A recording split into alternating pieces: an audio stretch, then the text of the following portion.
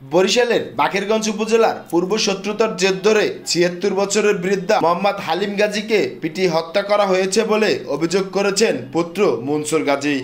আমার বাবাকে হত্যা করছে ফোরকান, ফারুক, লিটন, ফয়সাল, আশরাফ মের্দা, শুভ মের্দা সহ মাহিনুর সহ ৭-৮ জন। এর কারণ হলো জমি জমা নিয়ে বিরোধ, পূর্ব থেকেই জমি জমা নিয়ে বিরোধ।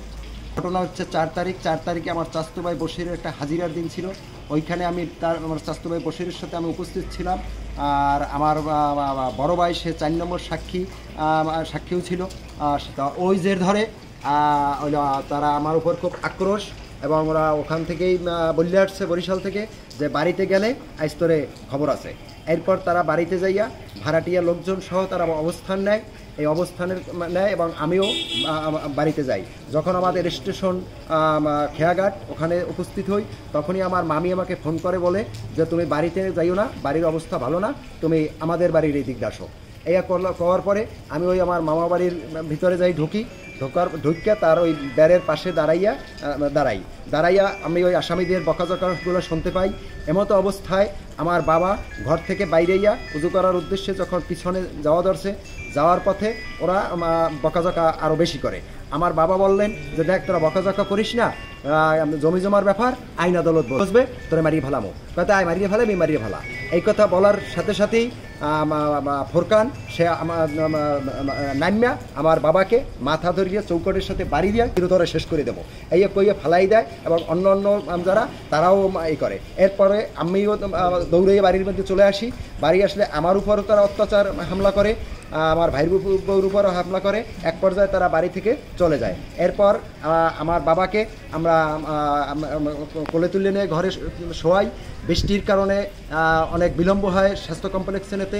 এরপরে আমরা স্থানীয় স্বাস্থ্য কমপ্লেক্স বাকেরগঞ্জে নেই। সেখানে কর্মরত চিকিৎসক তারা দেখে বলেন যে আমরা এডমিট করলাম, তবে এর চিকিৎসার জন্য বরিশাল শেরেবাংলা মেডিকেলে নিয়ে যান, তার অবস্থা গুরুতর। এরপর আমরা বরিশাল শেরেবাংলা মেডিকেলে নিয়ে আসি।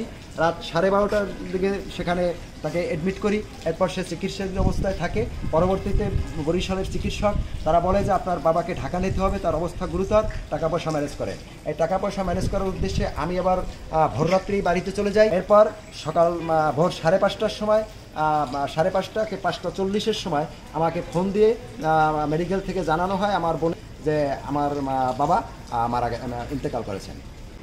মামলা করব এবং এই আসামিদের বিরুদ্ধে আইনানুগ ব্যবস্থা গ্রহণ করব। এই ঘটনার সুষ্ঠু বিচার চাই।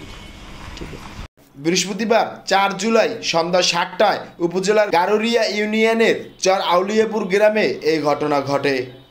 আমি যতটুকু জানি যে ফোরকান, ফারুক, শিবন এগুলোর সাথে আমার শ্বশুরের সাথে জায়গা জমি নিয়ে বিরোধ চলাকালীন আমার দাদা শ্বশুরের অনেক সময় তারা মায়ের দৌড় হুমকিও দিছে। দেওয়ার পরে ৪ তারিখে তা আমার শ্বশুরের তার চাচাতো ভাইয়ের সাথে একটা সাক্ষীর মামলা চলছিল। সেই সাক্ষী দিয়ে যাওয়ার পরে তারা আমার দাদা শ্বশুরকে তারা মারধর করছে। মারধর করার পরে গুরুতর আহত হয়।